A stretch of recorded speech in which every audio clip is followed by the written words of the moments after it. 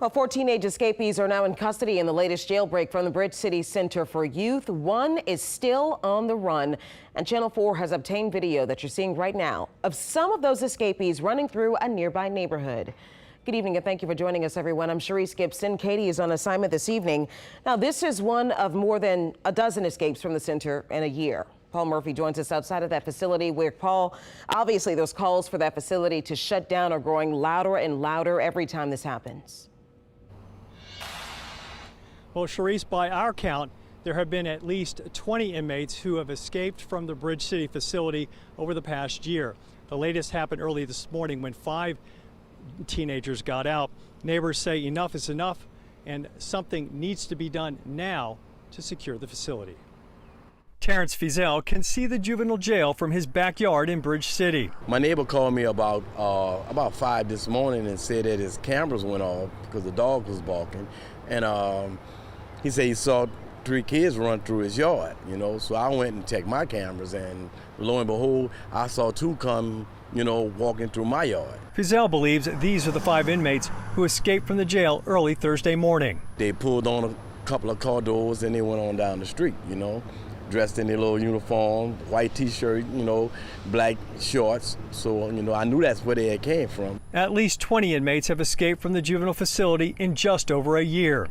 In April, a 19-year-old broke out after beating a guard and locking her in a bathroom. A month earlier, 5 teenagers escaped through the attic. State Senator Pat Connick, whose district includes Bridge City, says the latest escapees cut a hole in a bathroom ceiling and took off. It was a staffing issue. Someone was not paying attention. They got out of the gate, got out of the facility. 3 of the teenagers were captured within hours of the escape. Another was picked up Thursday afternoon. A 16-year-old from Tangipahoa was still on the run. Jefferson Parish Councilman Dino Bonanno says he is frustrated and concerned. Keep in mind, these aren't just juvenile offenders. These are violent juvenile offenders, armed robbers, murderers, rapists.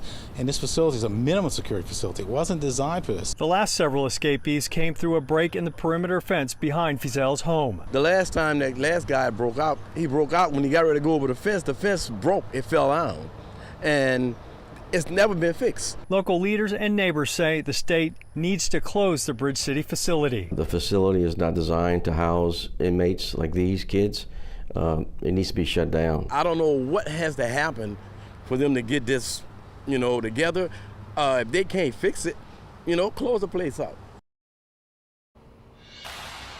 And after the April escape, the Office of Juvenile Justice was supposed to install a high-tech motion detection system along the perimeter of the facility.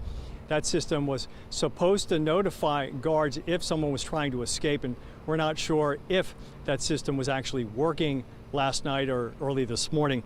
The OJJ did not release very many details about the escapees, but we've learned some of them face some pretty serious charges, including carjacking, armed robbery, and aggravated assault with a firearm. Again, one of the inmates is still on the run tonight. In Bridge City, Paul Murphy, Eyewitness News. All right, Paul.